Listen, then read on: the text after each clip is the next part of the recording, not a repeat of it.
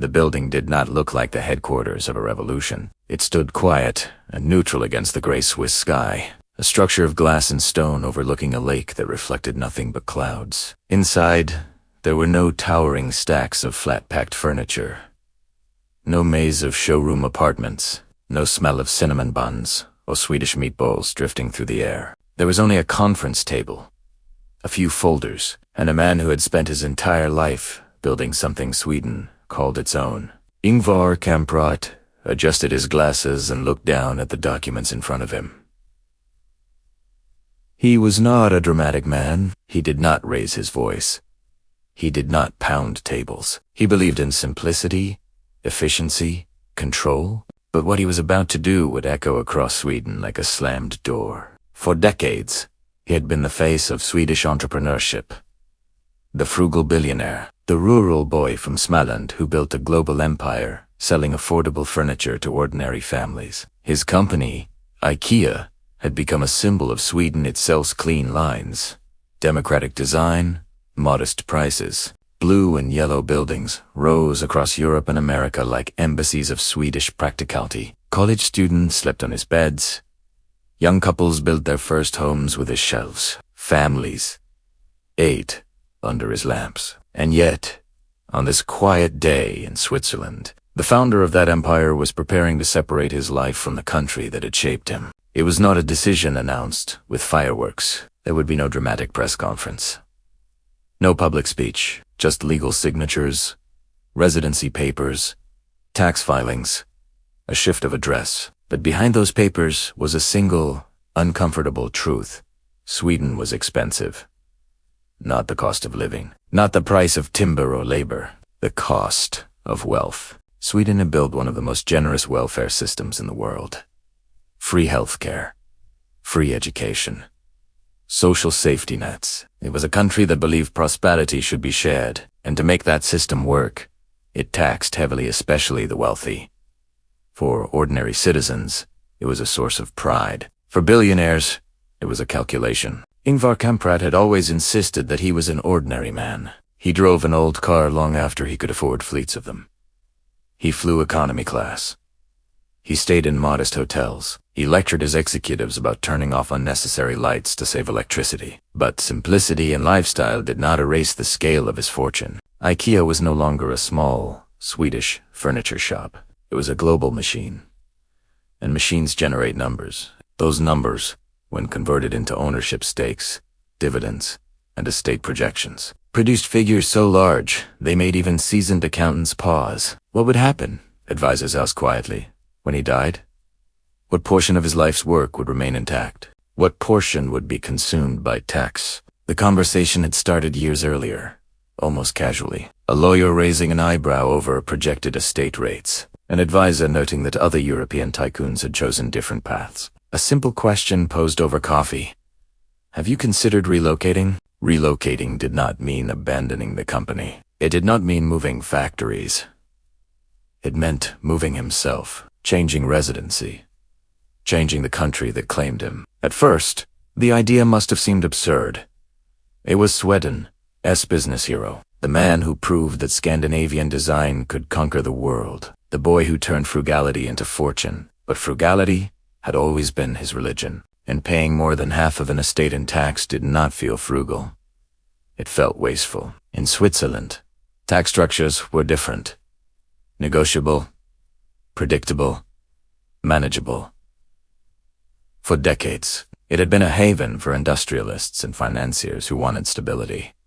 To his critics, it would look like betrayal. To his supporters, it would look like strategy. To Ingvar Kamprad, it was a matter of control.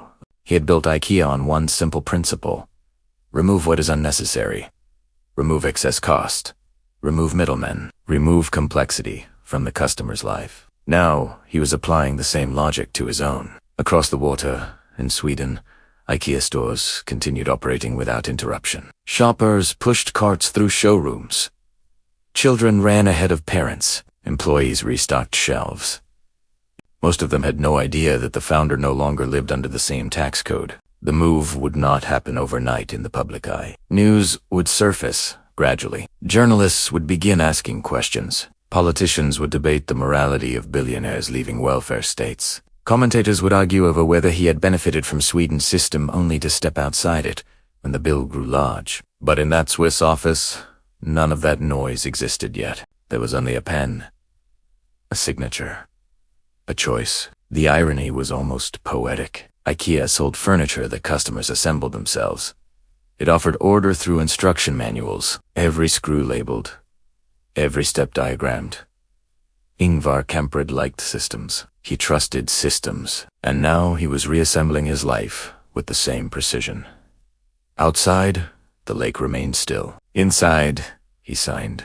He did not stop being Swedish in language or culture. He did not remove the blue and yellow from IKEA's walls. He did not close factories but legally, financially, strategically he had stepped outside. The country that had shaped him would continue to celebrate his creation, but it would no longer fully claim the man. This was not the story of a man running from poverty. It was not the story of political exile. It was the story of a billionaire calculating the cost of loyalty. And this was only the beginning. Because to understand why he left Sweden, you have to understand the boy who hated waste and built an empire on saving every possible krona. Long before Switzerland, long before lawyers and tax projections, there was a small wooden house in southern Sweden, surrounded by forests and thin soil that gave up little without a fight. Ingvar Kamprad was born in 1926 in the province of a region known less for luxury and more for survival. The land there was rocky. Winters were long. Crops were uncertain. People learned early that waste was a luxury they could not afford. Småland shaped him before business ever did. In that part of Sweden, thrift was not a personality trait. It was a necessity. If you wasted food, you went hungry. If you wasted wood, you froze. If you wasted money, you did not have more. Ingvar absorbed this mindset as a child, not through lectures. Through observation. His family farm, Elm Terried, sat near the tiny village of Agun. The initials of those two names E and A would later become part of something much larger. But at the time, they were just markers on a rural map few outsiders ever saw. As a boy, Ingvar was restless. He did not enjoy standing still. He liked movement, exchange, small transactions. At 5 years old, he began selling matches to neighbors. He had discovered that he could buy them cheaply in bulk from Stockholm and resell them individually at a small profit. It was not the scale that mattered. It was the idea. Buy low, sell smart, keep the margin. Soon matches were not enough. He added fish, then Christmas decorations, then seeds and ballpoint pens. He traveled by bicycle across nearby farms, knocking on doors, offering small goods at reasonable prices. He was not charming in a loud way. He was persistent, methodical. While other children played, he calculated. Teachers noticed that he was not a strong academic student. Reading came slowly to him. Numbers, however, made sense. Margins made sense. Efficiency made sense. At 17, he formally registered a business. He called it IKEA. The name was simple and practical, just like everything he preferred. I-N-K, for Ingvar Kamprad. E for Elm Terried. The farm, a Frugality. The village. There was no marketing consultant, no branding agency, just initials assembled into something functional. In the beginning, IKEA did not sell furniture. It sold small household items, wallets, picture frames, pens, stockings, products that could be mailed cheaply and sold by catalog. Ingvar discovered early that catalog sales eliminated the cost of maintaining a traditional storefront. Remove the shop rent. Remove the sales counter. Remove unnecessary overhead. His instinct was always subtraction. After the Second World War, Sweden experienced economic growth. Families began furnishing homes with new optimism. Demand for affordable furniture increased, but prices remained high. Traditional retailers marked up products heavily. Middlemen layered costs onto every table and chair. Ingvar noticed furniture was bulky, expensive to ship, expensive to display. but it was also essential. Every home needed it. What if it could be sold differently? At first, IKEA added furniture cautiously, a few pieces in the catalog. Simple designs sourced from local manufacturers. The strategy was straightforward. Offer slightly lower prices than competitors, and accept smaller margins in exchange for higher volume. It worked. Orders grew, but success brought attention. Established furniture retailers in Sweden did not appreciate the young businessmen undercutting their prices. They pressured manufacturers to stop supplying IKEA. Some complied. Suddenly, Ingvar faced a supply crisis. This was the first major test of his resilience. Instead of retreating, he adapted. He began working directly with small workshops and eventually expanded production relationships beyond Sweden, including Poland. If local suppliers closed doors, he would find new ones. Control the supply chain, reduce dependency. The pattern was forming. By the early 1950s, IKEA was no longer just a mail-order catalog company. It had opened its first showroom in Olam. Customers could see and touch the furniture before ordering. There was a reason for this shift. Complaints about quality had increased. Customers wanted reassurance before buying large items. Ingvar listened. Adjusted. Listening was one of his underrated strengths. He did not chase prestige.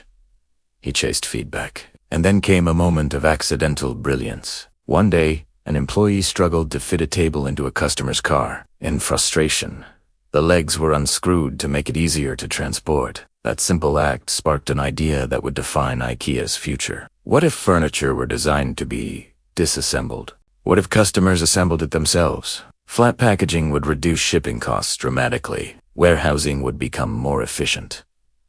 Prices could drop further. For some companies, the idea might have felt risky. Customers might complain about assembling products. But Ingvar understood something about his target market. People were willing to trade effort for savings, and savings were powerful. The seeds of the flat-pack revolution were planted not in a boardroom, but in a parking lot. Behind every later tax calculation, every foundation structure, every international expansion, there remained that same Småland instinct. Remove what is unnecessary. Lower the cost. Keep control. By his late 20s, Ingvar Kamprad was no longer the boy selling matches on a bicycle. He was the founder of a growing furniture company, challenging Sweden's retail norms. But he was still shaped by the rocky soil of his childhood. Frugality was not an image he created for journalists. It was genuine. He reused tea bags. He wrote notes on both sides of paper. He believed waste was a moral failure, and that belief would follow him into every major decision of his life, including the one that would one day take him out of Sweden entirely. Because for a boy from Småland, paying more than necessary was never acceptable. Not for matches, not for tables, and eventually, not for taxes. The problem with furniture was not beauty, it was weight. In post-war Sweden, furniture was expensive, not because wood was rare, but because moving it was inefficient. Solid tables occupied space in trucks. Assembled wardrobes filled warehouses. Every additional cubic meter translated into higher transport costs, higher storage fees, and ultimately, higher prices for customers. Ingvar Kamprad saw inefficiency everywhere. He did not see chairs and cabinets the way traditional retailers did. He saw freight invoices. He saw margins being swallowed by empty space inside trucks and crates. The moment in the parking lot when a table's legs were removed to fit it into a car did not look revolutionary, it looked practical. But practicality was his favorite form of innovation. What if furniture were designed from the beginning to come apart, not as a compromise, not as an afterthought, but as the central idea? Design flat, pack flat, ship flat, let the customer assemble. At first, the idea sounded almost absurd. Swedish consumers were used to buying finished pieces. Assembly felt like extra work. Competitors mocked the concept. They argued that serious furniture was delivered fully built, but Ingvar understood his market better than his rivals did. He was not selling prestige. He was selling affordability, and affordability required sacrifices sometimes and effort. If customers could save money by turning a screwdriver themselves, many would gladly do it. The redesign of IKEA's furniture began quietly. Engineers were instructed to think differently. Instead of asking how to make a table strong, they asked how to make it strong and compact. Joints were reimagined. Packaging was flattened into precise rectangles. Every centimeter of empty space was studied like an enemy. The impact was immediate. Shipping costs dropped dramatically. Trucks could carry more units per trip. Warehouses could store higher volumes in the same footprint. Inventory became easier to manage. Prices could be reduced again.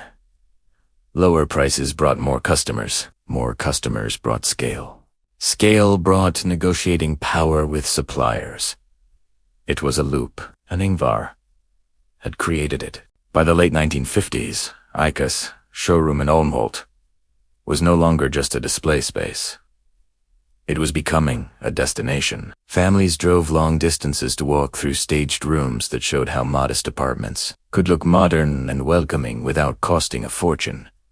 It was not luxury, it was possibility. IKEA began printing thick catalogs filled with bright photography and simple descriptions. The catalog became more than marketing it, became aspiration delivered by mail. Millions of copies were distributed annually, turning IKEA into a household name long before most households ever visited a store. Ingvar understood psychology as well as he understood cost structures. If people could see an affordable future in glossy pages, they would pursue it. The blue and yellow branding reinforced identity. These were the colors of Sweden's flag. Even as IKEA grew, it projected national pride. Clean lines, honest materials, democratic design. The world began associating Sweden with simplicity and function, and IKEA was at the center of that image. But expansion was not smooth. Swedish competitors continued to pressure local suppliers to avoid working with IKEA. Some furniture fairs excluded the company. At one point, IKEA was effectively boycotted by parts of the domestic industry. Ingvar responded with another calculated shift. If Sweden closed doors, he would open others. Production relationships expanded into Eastern Europe, particularly Poland, where manufacturing costs were lower. This was not yet globalization in its modern sense, but it was a strategic widening of the supply chain. The logic was consistent. Control costs, control price, control growth. By the 1960s, IKEA was expanding beyond Sweden, Norway, Denmark, Germany. Each new country represented risk, but also scale, and scale was everything. The larger IKEA grew, the more its model strengthened. Volume allowed for even tighter margins.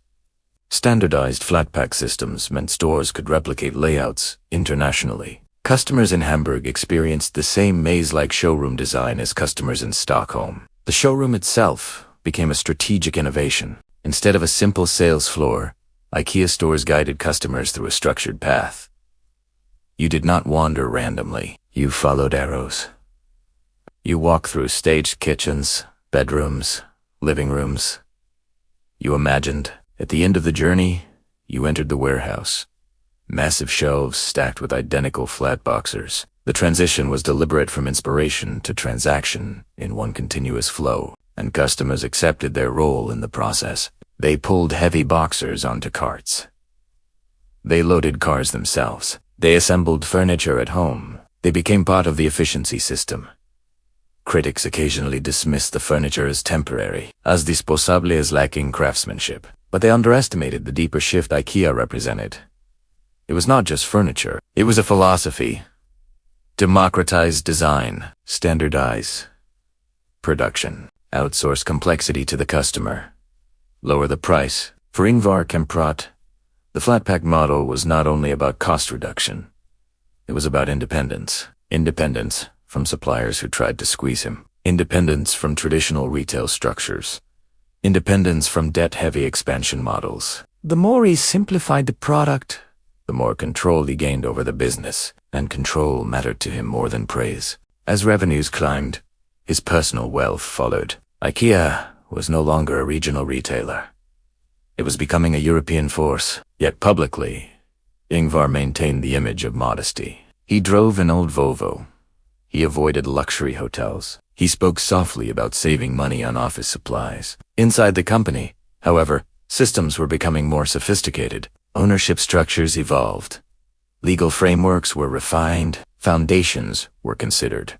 The boy from Småland had grown into a strategist who thought decades ahead. The flat-pack revolution had transformed not only shipping logistics, but global retail culture. It had changed how people thought about furniture. It had made assembly a normal part of modern life, and it had made Ingvar Kamprad extremely wealthy. With wealth came attention. With attention came scrutiny, and with scrutiny came a question he could no longer ignore.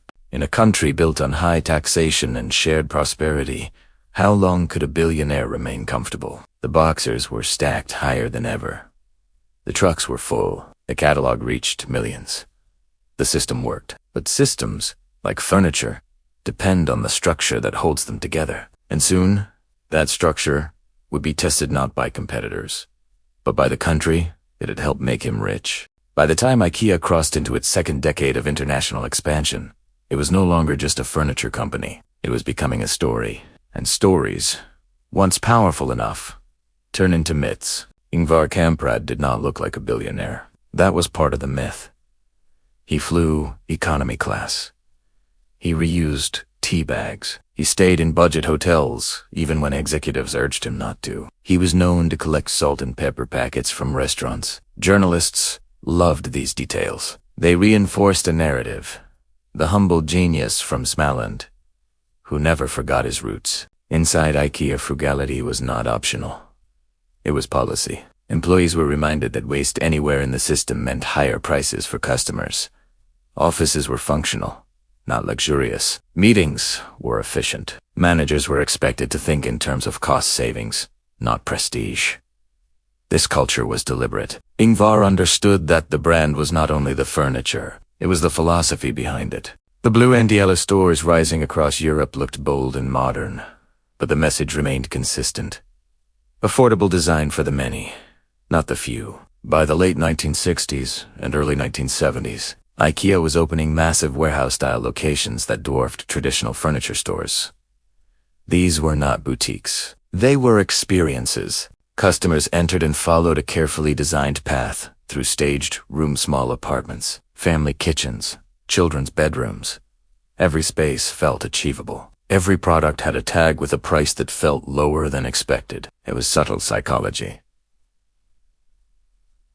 You walked through possibility, and then, at the end of the journey, you entered the warehouse where the dream became a flat box you could carry home. IKEA did not simply sell furniture. It sold control. You assembled it. You tightened the screws. You positioned the shelf. You built your home, literally, with your own hands. That emotional connection mattered. Expansion accelerated. Germany became one of the most important markets. Then Switzerland, then the United Kingdom, then the United States. Each new opening reinforced the idea that Swedish design could travel anywhere. But growth also required structure. Behind the bright showrooms and cheerful catalogs, Ingvar was refining something far more complex. Ownership.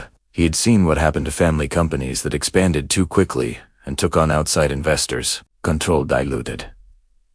Boardrooms shifted. Founders were eventually pushed aside. Ingvar had no intention of becoming a symbolic figurehead in a company he had built from scratch. He wanted permanence. In the 1980s, IKEA's structure evolved into something few customers could have explained. Foundations were created. Holding companies were established in the Netherlands and other jurisdictions. Layers were added not for decoration, but for durability.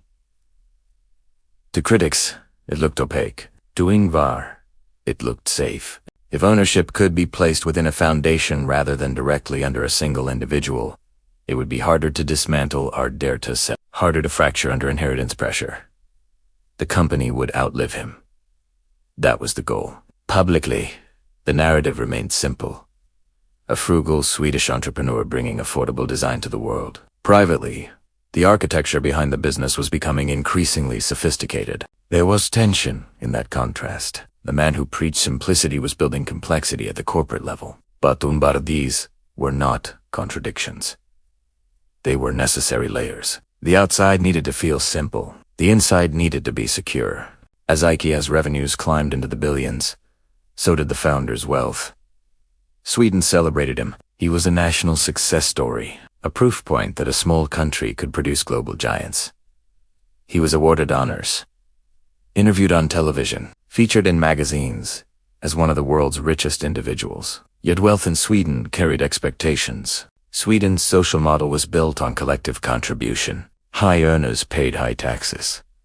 That was part of the contract. In return, society provided stability and equality. Most citizens accepted this without question. But for someone whose fortune was expanding rapidly and whose company was now global, the arithmetic became uncomfortable. The state tax rates loomed large. Wealth tax policies fluctuated but remained significant. Each year, advisors updated projections. If he remained domiciled in Sweden, what would happen when he died? How much of IKEA's accumulated value would be transferred to the state? How much control would his heirs retain? Ingvar was not a man driven by public applause. He was driven by sustainability, by system durability, by long-term preservation. The idea that a large portion of his life's work could be fragmented through taxation felt decent. At the same time, leaving Sweden was not a small matter. He was not just a businessman. He was symbolic. If he relocated, it would not go unnoticed. Inside the company, executives understood the stakes. IKEA had grown powerful precisely because it was perceived as Swedish. Its design, identity, its cultural positioning, its branding all were intertwined with national pride. Could the founder leave without damaging that identity? The myth was fragile. On the surface, nothing changed. Stores open it. Catalogs expanded. Customers continued pushing carts through showrooms filled with flat-pack dreams. But beneath that calm, calculations intensified. The same man who once studied the cubic space inside a delivery truck was now studying tax codes and residency laws. He was not impulsive. He analyzed. He compared. He weighed loyalty against longevity. The myth of the humble billionaire was powerful. It protected him from some criticism. It softened the image of immense wealth. But myths cannot shield financial reality forever. In quiet meetings, outside Sweden, public gas options were discussed. Switzerland offered stability and predictable tax arrangements. Other European jurisdictions had their own advantages. Relocation did not mean abandoning IKEA's operations in Sweden. It meant adjusting personal residency. To some, it would appear technical. To others, it would appear moral. Ingvar Kamprad had built a company that taught customers to think differently about furniture. Now he was preparing to think differently about belonging. The boy from Småland had grown into a global industrialist. The flat-pack empire was secure. The brand myth was strong. But myths do not eliminate mathematics. And soon, mathematics would force a decision that would test the very image he had spent decades building. By the time IKEA had become a global name, its stores were easy to understand. You walked through a showroom. You wrote down product codes. You pulled flat boxers from a warehouse shelf. You assembled the pieces at home. Simple. But the structure behind the company itself was anything but simple. Ingvar Kamprad had learned early that growth invites risk. The bigger a company becomes, the more forces begin pulling at its competitors. Investors, governments, even family members. He had seen other European founders lose control of their businesses after going public. Shares dispersed. Boards shifted. Outside interests gained influence. Eventually, the founder became a figure. Ingvar did not build IKEA to lose it. Control was not ego for him. It was protection. As the 1970s and 1980s unfolded, IKEA's revenue expanded across continents. Germany became a powerhouse market. The United Kingdom followed. The United States began adopting the flat-pack philosophy, sometimes reluctantly, but steadily. With scale came immense value, and with immense value came vulnerability. The question was no longer how to ship a table cheaply. The question was how to preserve an empire. Instead of listing IKEA on a public stock exchange, Ingvar chose a different route. He began constructing a layered ownership structure designed to keep the company independent, even beyond his lifetime. At the heart of this system stood a foundation. A foundation, unlike a family-owned private company, does not die with an individual. It can own shares. It can govern corporate structures. It can maintain long-term missions that are insulated from short-term market pressures. The idea was radical for a retail business of that scale. Rather than tying IKEA's future to the lifespan of one man or even one family branch, Ingvar embedded it within an institutional framework. Ownership moved into holding entities, many based in the Netherlands. Legal agreements outlined voting rights. They separated operating companies from ultimate ownership. To an outsider, it looked like a maze. To Ingvar, it looked like armor. The design had multiple purposes. First, prevent hostile takeovers. If no large blocks of shares were freely tradable, no outsider could simply buy enough stock to seize control. Second, reduce fragmentation upon inheritance. Instead of dividing direct ownership among heirs, the foundation structure preserved unity. Third, protect long-term pricing philosophy. Public shareholders often demand higher margins and faster profits. IKEA's identity was built on low prices and long-term thinking. The foundation shielded it from quarterly pressure. It was a machine built for endurance. Critics occasionally accused IKEA of being deliberately opaque. Financial journalists struggled to untangle the corporate web. Tax authorities examined cross-border arrangements closely, but nothing was illegal. The system operated within the boundaries of European corporate law. Still, complexity invites suspicion. Ingvar did not advertise these structures in catalog pages. Customers assembling bookshelves did not think about holding companies in Amsterdam. They thought about price tags and Allen keys, and that was the point. The outside remained simple. The inside was fortified. As his wealth increased, Sweden's tax policies continued to weigh heavily. Sweden in the late 20th century maintained wealth taxes and high marginal income tax rates. Estate taxes were substantial. Sweden's social model was admired globally, but it relied on contribution from its highest earners. For most entrepreneurs, that was acceptable. For a billionaire whose company now operated globally, it became strategic. Advisors ran projections. If Ingvar died as a Swedish resident, estate taxes could claim a significant portion of his personal holdings. Even if IKEA's operational control remained within the foundation, liquidity pressures could arise. Asset sales might be required. Complex legal disputes could follow. He had built a system to outlive him. But with the state dismantled parts of it, Ingvar did not resent Sweden. That was not his personality. He respected structure. He respected rules, but he also respected optimization. Throughout his career, he removed inefficiencies wherever he found them. Excess packaging, redundant staff roles, overpriced suppliers. Now he examined tech's exposure with the same analytical eye, was paying the maximum required by Swedish law necessary for the survival of IKEA. Or was there a more efficient arrangement available elsewhere in Europe? Switzerland entered the conversation not as an emotional escape, but as a calculation. Switzerland offered negotiated tax arrangements for wealthy residents. Its political stability was renowned. Its legal framework was predictable. Many European industrialists had relocated there without dismantling their businesses at home. Residency did not equal relocation of operations. IKEA would remain Swedish in design, staffing, branding. Factories would not close. Stores would not rebrand. Only the founder's legal domicile would shift. The decision, however, carried symbolic weight. A Swedish icon living outside Sweden could spark controversy. Internally, the foundation structure provided reassurance. Even if he moved, the company's governance would not collapse. The machine would continue running.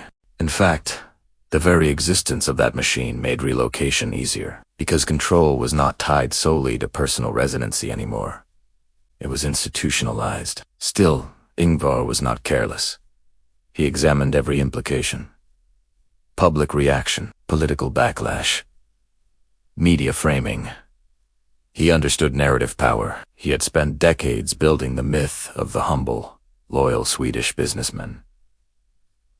Would relocation contradict that image? Possibly. But he also believed in consistency. If his life philosophy centered on efficiency and long-term sustainability, then applying those principles to his personal wealth was not hypocrisy. It was coherence. The foundation ensured IKEA's independence. Relocation could ensure his estate's stability. Piece by piece, the machine aligned. By the late 1970s and early 1980s, The architecture behind IKEA was largely in place. The public saw flat boxes and friendly cafeterias. Behind the scenes stood legal entities designed to resist fragmentation. Ingvar Kamprad had not only redesigned furniture, he had redesigned ownership. And now, standing at the intersection of wealth and national taxation, he faced the final test of that system. Would he trust the machine enough to step outside Sweden's borders? Or would loyalty outweigh efficiency? The answer was forming quietly. Because for a man who spent his life building systems that removed unnecessary cost, the idea of surrendering control through taxation felt like leaving screws loose in a carefully assembled frame. And Ingvar Kamprad did not like loose screws. Sweden was not built on billionaires. It was built on balance. In the decades after the Second World War, Sweden developed one of the most ambitious welfare systems in the world. Universal healthcare, subsidized education, strong labor protections, generous parental leave, a social safety net that ensured few citizens fell too far behind. To fund that system, Sweden taxed heavily, especially those at the top. For most Swedes, this was not a burden. It was a point of pride. The country's prosperity was shared. The rich contributed more. The poor were protected. It was not perfect, but it was stable. Ingvar Kamprad had grown up inside this culture. He understood it. Instinctively, he had benefited from Sweden's infrastructure, its educated workforce, its stable political climate. IKEA's early success would have been far more difficult in a chaotic or corrupt system. He did not deny that. But the Sweden of the 1970s and 1980s was also a country wrestling with wealth, inequality in new ways. As global markets expanded, some Swedish entrepreneurs accumulated fortunes that dwarfed anything previous generations had imagined. The political conversation shifted. How much should the wealthy contribute? At what point does taxation discourage growth? Is capital flight a betrayal, a rational response? Sweden's marginal income tax rates were among the highest in the world. Wealth taxes applied annually to net assets. Estate taxes threatened to claim significant portions of fortunes upon death. For salaried professionals, this system functioned predictably. For global industrialists, the mathematics felt different. Ingvar Kamprad's wealth was not simply a large salary. It was tied to ownership structures, equity value, dividends, and cross-border operations. IKEA operated in dozens of countries. Revenue flowed internationally. Supply chains crossed continents, yet his personal tax obligations remained centered in Sweden. Advisors began presenting scenarios. If he remained a Swedish resident until his death, estate taxes could absorb a substantial percentage of his personal holdings, even with the foundation protecting corporate control. Liquidity events might be necessary. Assets might need restructuring. Heirs could face prolonged negotiations. The numbers were not theoretical. They were projected in detail. Ingvar studied them quietly. He did not publicly complain about Swedish taxation. He did not fund political movements. He did not give speeches criticizing welfare policies. He internalized the tension. On one side stood loyalty to the system that shaped him. On the other stood responsibility for preserving the company he built. He saw IKEA not merely as a business, but as a machine designed for longevity. Thousands of employees depended on its stability. Suppliers relied on contracts. Customers expected affordability. If excessive taxation destabilized that struck even indirectly, was he failing in his duty by ignoring alternatives? Sweden's social contract assumed that the wealthy would remain within its borders. Their taxes funded schools and hospitals. In return, society offered predictability and peace. But globalization had introduced mobility. By the 1980s, relocation was no longer rare. Entrepreneurs across Europe were examining residency options. Switzerland, in particular, offered negotiated tax agreements for wealthy individuals willing to establish domicile there. The Swiss model did not reject taxation. It structured it differently. In some cantons, tax liability could be based on lifestyle expenditure rather than total wealth. Predictable, negotiable, stable. To Swedish policymakers, such arrangements appeared unfair. To business leaders, they appeared strategic. Ingvar did not rush toward a decision. He visited Switzerland discreetly. He spoke with legal experts.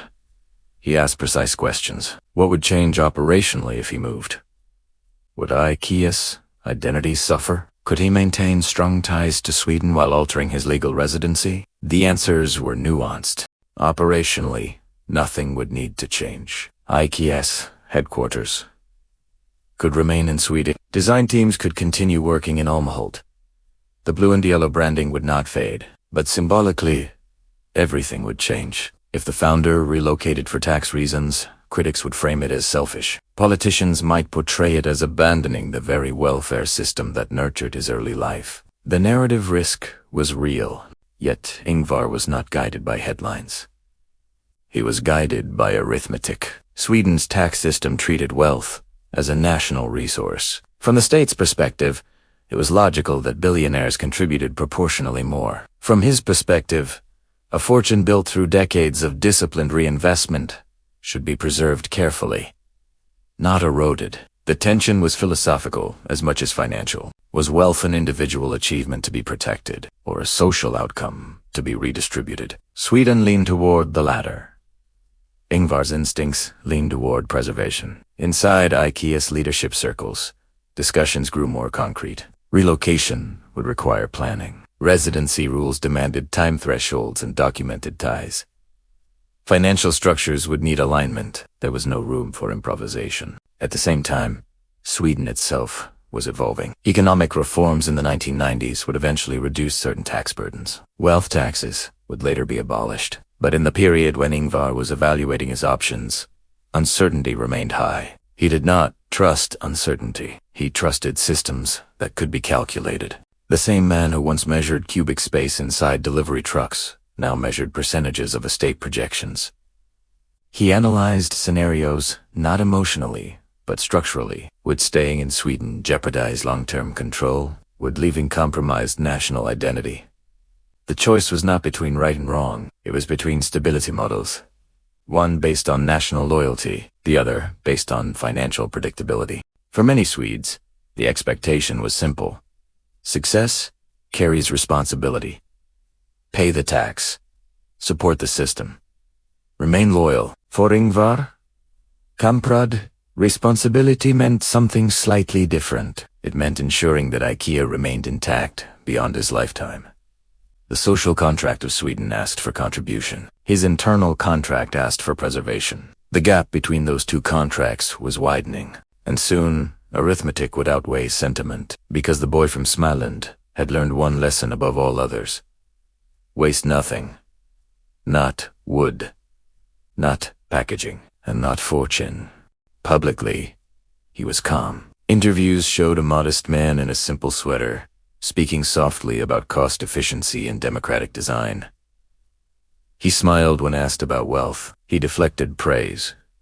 He emphasized teamwork. But behind the calm exterior, Ingvar Kamprad was thinking about something he rarely discussed in public. Death. Not in a dramatic way, not morbidly, but structurally. He was getting older. IKEA was no longer a scrappy challenger brand. It was a global institution. The system he had built was large, layered, and valuable. And value attracts consequence. The foundation structure protected corporate control. That part was secure. But personal holdings, voting influence, and financial flows were still subject to national law. He began asking uncomfortable questions. What would happen the day he was no longer in the room? Would the system function exactly as designed? Or would outside forces begin pulling at the seams? He had Sunspeter, Jonas, and Matthiasu were growing into adulthood. Each had a different temperament. None had built IKEA from scratch. None had lived through the early supplier boycotts or the fragile expansion years. They would inherit responsibility without having experienced scarcity. That worried him. Ingvar believed struggle shaped discipline. He had pedaled a bicycle across rural Sweden selling maches. He had fought to secure suppliers. He had counted every krona. His sons would inherit a machine already assembled. Would they value it the same way? The estate projections lay quietly in briefing folders. If he died as a Swedish resident, inheritance taxes could claim a large percentage of his personal assets. Even if the foundation shielded core ownership, financial pressure on heirs could lead to restructuring decisions. Selling minority stakes, leveraging assets, inviting external investors. Each of those scenarios chipped at control. He did not fear poverty. He feared dilution. The idea that IKEA, designed to be independent, might one day bend under tax pressure disturbed him more than public criticism ever could. He spoke privately with advisors about succession planning. The foundation's governance rules were reviewed repeatedly. Voting mechanisms were clarified. Legal protections were strengthened. He was building insulation. But insulation works best when combined with favorable external conditions. Sweden's tax environment did not feel favorable. The conversation at home was quieter. Relocating would not only be a legal move, it would affect family life, schools, social circles, identity. Was he prepared to explain to his sons that their father to see Swedish entrepreneurship no longer officially lived in Sweden? Would they see it as prudence or avoidance? The public narrative of loyalty mattered to him. He did not enjoy confrontation. He did not seek controversy. But internally, he was calculating risk.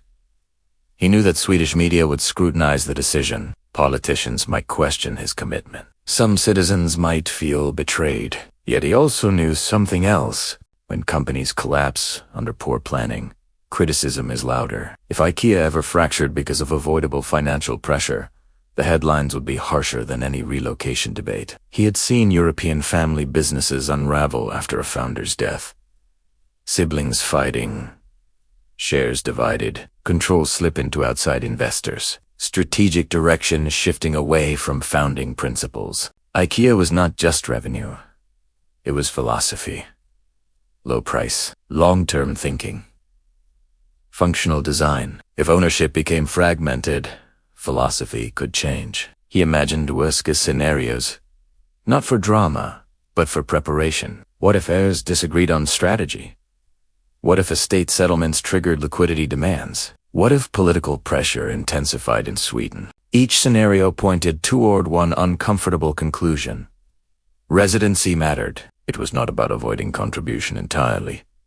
He had paid substantial taxes throughout his life. IKEA's operations in Sweden generated employment and corporate tax revenue. But estate exposure at the scale of his fortune felt There was another layer to his fear reputation beyond Sweden. IKEA operated globally. Investors, partners, and governments watched its stability. Any legal turmoil following his death could weaken perception. Predictability was currency in international business. Switzerland offered predictability. Its tax regime for wealthy residents was transparent once negotiated.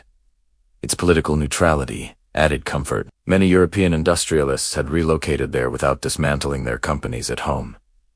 He did not see relocation as abandonment. He saw it as risk management. Still, there were nights when the question lingered. Would Sweden see it that way? He thought about Småland.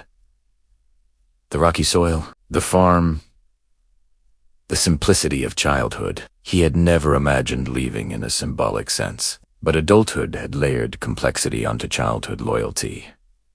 His fear was not of the tax bill alone. It was of unintended consequences. He had spent decades tightening screws across a global system. He did not want one loose. Poltergeist by inheritance. Lao Tzu, compromise everything. The decision was not immediate. It matured slowly. He increased time spent outside Sweden, consulted more frequently with Swiss advisors, reviewed residency rules carefully, ensured that corporate governance would not be disrupted by his move. He was not running. He was repositioning. Publicly, nothing changed. IKEA stores remained Swedish in identity. Catalogs still celebrated Scandinavian minimalism. Employees still spoke of the founder's frugality. Privately, the plan advanced. Ingvar Kamprad had built an empire by asking one question repeatedly. Is there a more efficient way? Now he applied that same question to his own mortality. Is there a more efficient way to protect what I built? The answer was beginning to crystallize. Because for a man who distrusted waste above all else, surrendering half a fortune to avoidable taxation felt like negligence. And negligence was something he could never accept, not in a warehouse, not in a boardroom, and not in the final chapter of his own life. It did not happen with a speech. There was no farewell address in Stockholm, no dramatic statement from a podium draped in blue and yellow. no symbolic closing of an office door. When Ingvar Kamprad decided to leave Sweden, he did what he had always done. He treated it like a project. Step 1. Understand the rules. Swiss residency was not casual tourism. It required formal registration, financial disclosure, and negotiation with local tax authorities. Certain cantons offered structured agreements for high-net-worth individuals. These arrangements were legal, transparent, and documented. Predictability was the appeal. Switzerland did not operate on emotional headlines. It operated on contracts. Step 2. Protect IKEA from turbulence. Before any public confirmation, legal teams reviewed the foundation structures again. Voting rights were rechecked. Corporate governance documents were examined, line by line. The aim was simple. Relocation must not trigger instability. IKEA's headquarters would remain in Sweden. Design and development teams would continue operating in all. The blue and yellow stores would not change color. Operational continuity was non-negotiable. Step 3. Manage optics. Relocation could be framed in multiple ways. It could be described as personal, as practical, as strategic, or as opportunistic.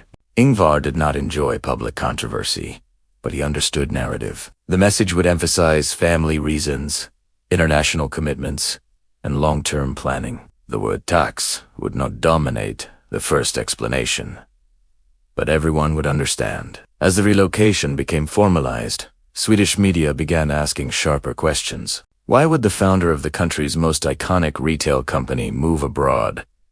Had Sweden's tax system pushed him away? Was this a warning sign for other entrepreneurs? Political commentators debated responsibility. Some argued that wealthy industrialists had benefited from Sweden's education system, infrastructure, and stable governance and, therefore, owed loyalty in return. Others defended him. They pointed out that global competition for capital was real. If tax policies were too rigid, mobility would follow. The tone of discussion was civil but pointed. Ingvar did not engage in public argument. He maintained his calm persona.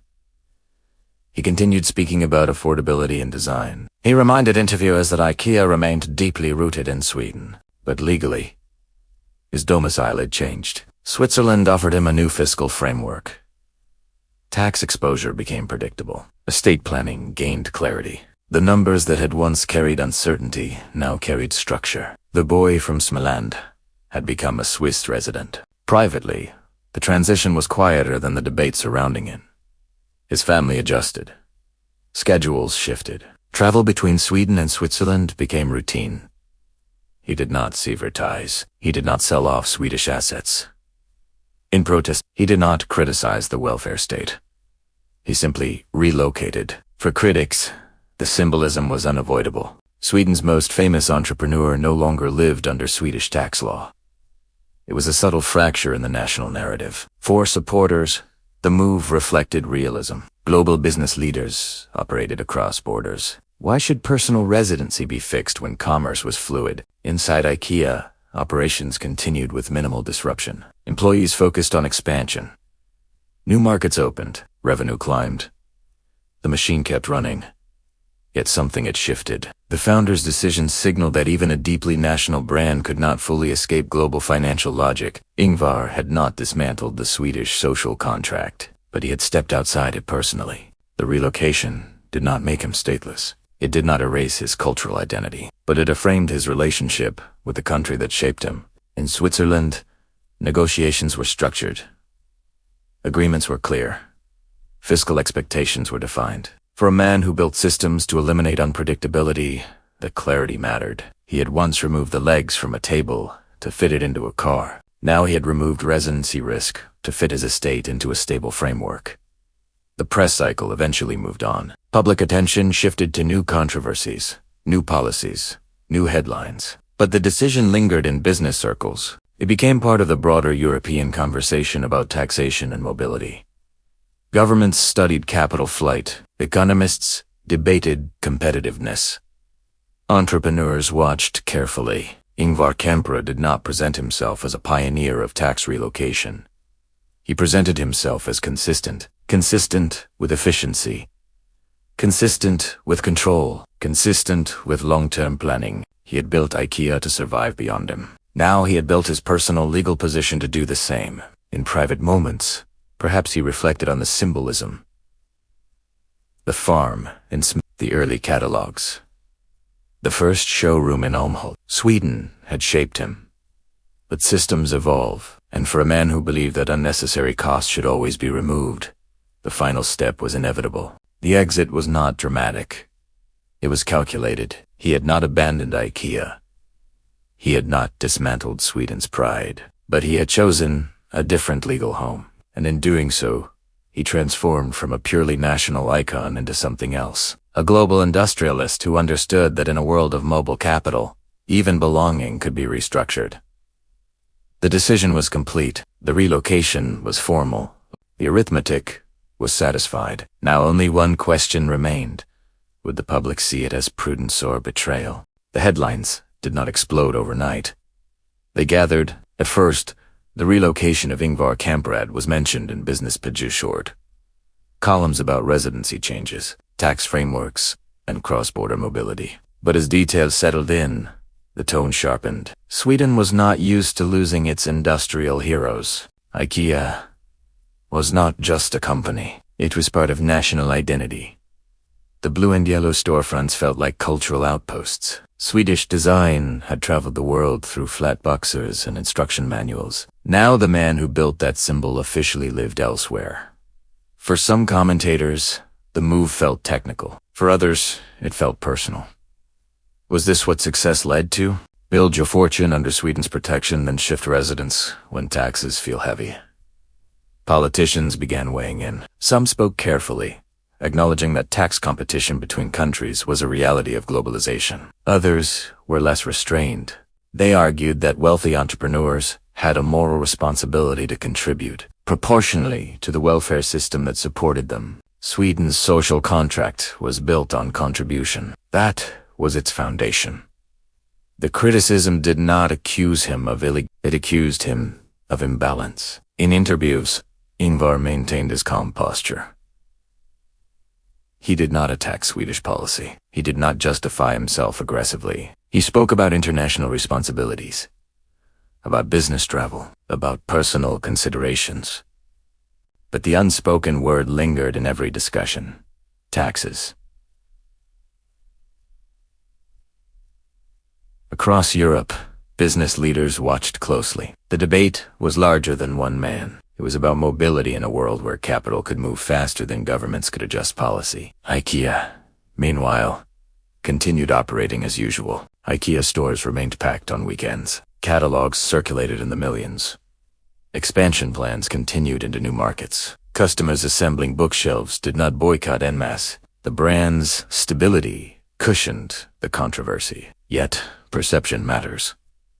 Sweden had long celebrated entrepreneurs who stayed rooted. Industrial families in previous generations had maintained visible ties to their homeland. Even as their companies expanded abroad, Ingvar's move broke that pattern. Editorial columns asked whether Sweden's tax system needed reform to retain high-net-worth residents. Economists debated whether capital flight harmed long-term growth. Some business organizations quietly suggested that Sweden risked discouraging future founders.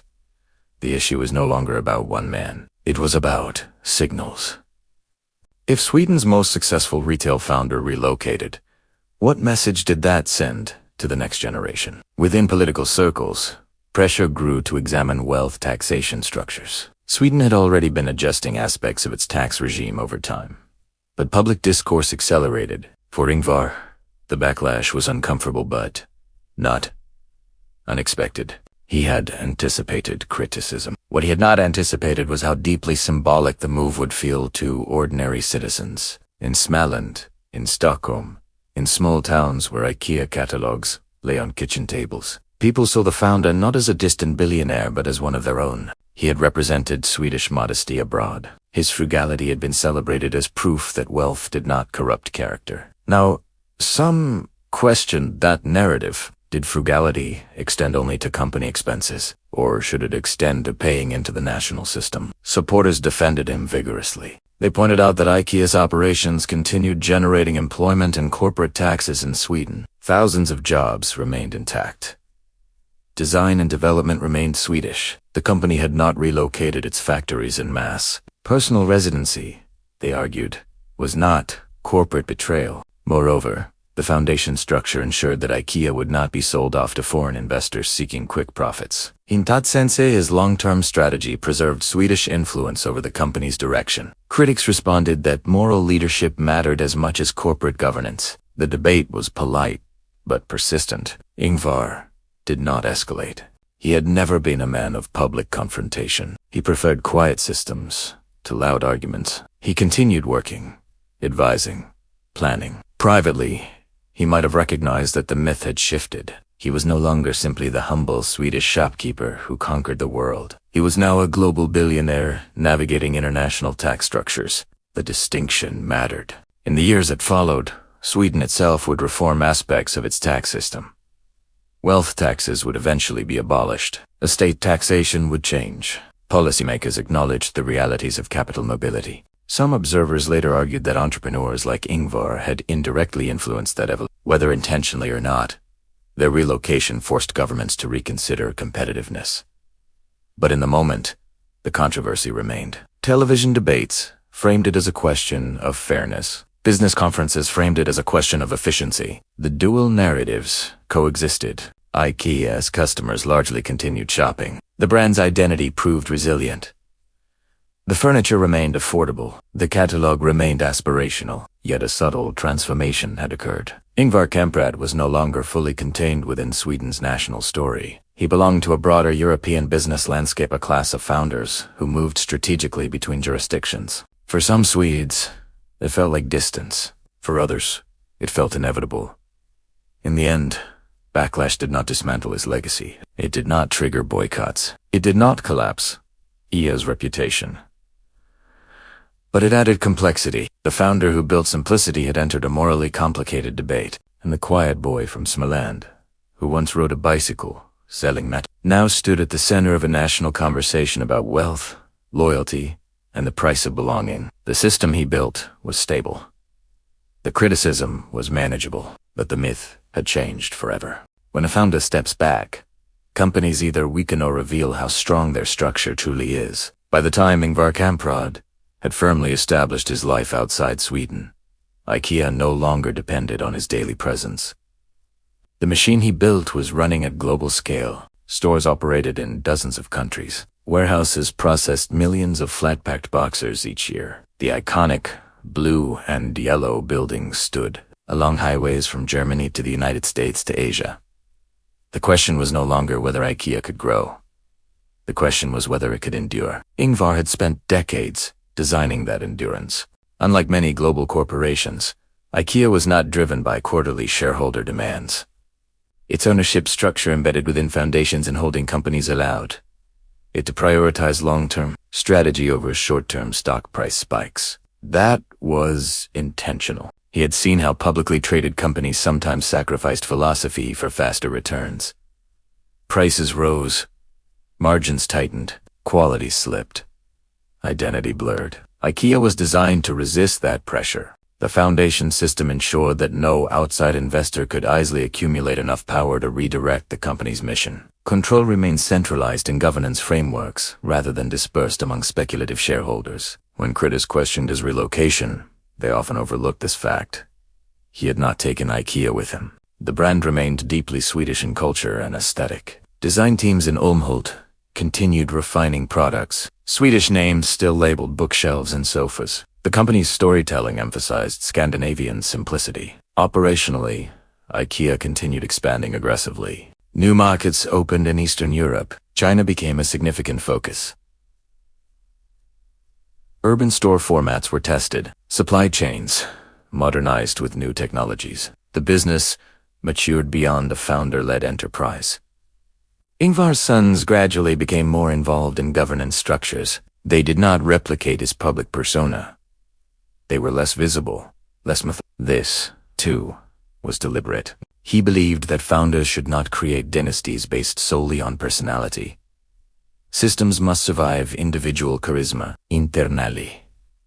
Leadership transitioned toward professional executives who understood the company's culture but were not defined by the Kamprad name. This was another layer of insulation. If IKEA depended entirely on a single family's authority, vulnerability would increase. Instead, a hybrid structure evolved family influence through foundations, professional management, and operations. The model proved effective. Revenue climbed steadily. New product lines expanded beyond traditional furniture into home accessories, kitchens, lighting, and more. Digital transformation began reshaping retail globally.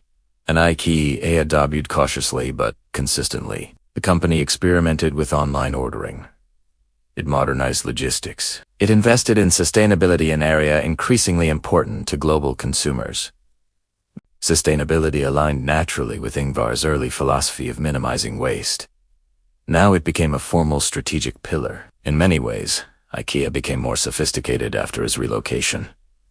The controversy in Sweden faded into background noise. Consumers rarely connect corporate structure debates with the purchase of a bookshelf. They care about price, convenience, and reliability. IKEA continued delivering those. As years passed, Ingvar's physical presence in daily operations diminished. He remained involved strategically, but the empire no longer required constant supervision.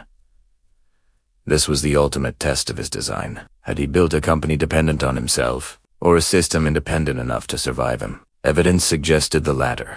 Unlike family businesses that fracture after succession, IKEA's governance held steady. The foundation structure prevented sudden asset sales. Long-term pricing philosophy persisted. Competitors rose and fell, but IKEA retained its identity. His relocation did not weaken the empire. If anything, it underscored how carefully constructed it had been. Critics who predicted instability were disappointed. Supporters who valued durability felt vindicated. By the time Ingvar Kamprad passed away in 2018, IKEA was firmly embedded in global retail culture. His death did not trigger panic in markets. There was no scramble for control, no emergency restructuring. The machine continued running. That continuity was his final achievement. He had not only revolutionized furniture logistics, he had engineered institutional longevity. The foundation ownership model ensured that profits would be that mission statements would outlive individuals, that IKEA would not become prey to short-term speculation. In retrospect, the relocation to Switzerland appeared less like escape and more like alignment with the architecture he had already built. He had separated personal residence from corporate nationality. IKEA remained Swedish in spirit, even if its founder lived elsewhere. The tension between loyalty and efficiency had defined his later years, but history would judge him less for residency and more for resilience.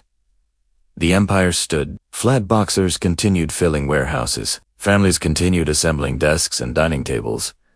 The Allen key remained tucked into packaging worldwide. The boy from Småland had grown into a global industrial architect, and when he stepped back fully, the structure did not collapse. It held. Now only one question lingered. Would future generations maintain the balance he had engineered, or would time eventually loosen the screws of even the most carefully assembled system? In the end, the question was never really about Switzerland. It was about control. When Ingvar Kamprad left Sweden, headlines framed it as a tax story. Politicians framed it as a moral debate. Economists framed it as capital mobility. But beneath all of that was something simpler. A boy from Småland, who hated waste, had spent his life trying to prevent it, first in boxers, then in balance sheets, and finally in inheritance. He was born into scarcity. Scarcity teaches discipline. It teaches you to count every resource carefully. It teaches you that what you build can vanish if you are careless. Ingvar never forgot that. He built IKEA on subtraction. Remove the middleman. Remove unnecessary packaging. Remove air from shipping crates. Remove prestige, pricing, and later, remove unpredictability from ownership. Remove fragmentation from succession. Remove estate risk where possible. Each decision followed the same internal logic. To critics, relocation felt like retreat. To him, it was reinforcement. IKEA did not become smaller when he moved. It became larger, more international, more embedded in daily life across continents. By the time of his death in 2018, IKEA had become something far beyond a Swedish company. It was a global ritual. University students built their first desks from its flat boxers. Newlyweds assembled their first wardrobes. Young families ate at long dining tables purchased in warehouse aisles that smelled faintly of cinnamon buns. Few of them thought about foundations in the Netherlands. Few thought about Swiss tax agreements. Few thought about Småland's rocky soil. They thought about affordability. They thought about function. They thought about possibility. That was the empire he left behind. And yet, his story forces a harder question. Can a system designed for efficiency ever fully reconcile with a system designed for equality? Sweden's model asked its wealthiest citizens to contribute heavily to a shared social structure. Ingvar's model asked how to preserve the integrity of a private enterprise across generations. Both models sought stability. They simply defined it differently. History has softened the controversy. Sweden reformed elements of its tax system in the years that followed. Wealth taxes were eventually abolished. The global economy normalized cross-border residency for executives and founders. What once felt shocking became common time dostat. It turns debate into precedent. Ingvar Kamprad did not dismantle Sweden's social contract. Sweden did not dismantle IKEA.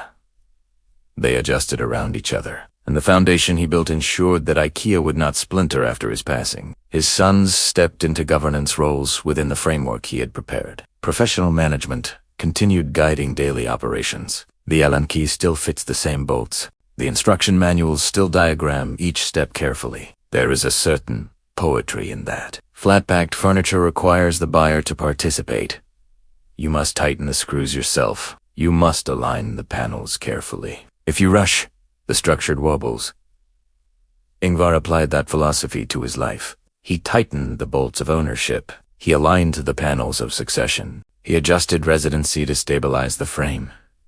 Was it loyalty? Was it pragmatism?